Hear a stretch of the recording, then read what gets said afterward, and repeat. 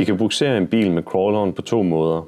Vi starter med at køre crawleren hen til bilen, den vej vi vil bugsere bilen i, og montere bugseringsstangen på crawleren. Hvis bilen vi skal bugsere har anhængertræk, kan vi trække bilen i den. Monter stangen med dobbelt anhængertræk på bilen, og få derefter afstanden til crawleren til at passe. Eventuelt husk at løsne håndbremsen. Afhængig af hjulenes tilstand kan der monteres rulleskøjter på alle hjulene, da den så vil køre lettere.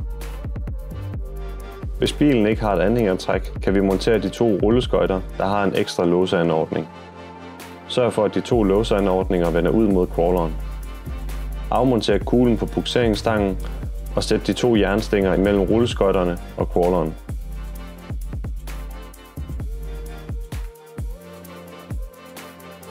Lås stængerne fast med de 3 splitter. Stram rulleskøjterne op, og alt afhængig af hvilken vej bilen vender, løsne håndbremsen.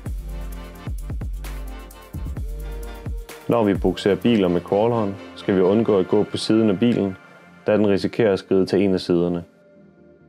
Det er de 2 måder, hvorpå vi kan bugsere biler med crawleren.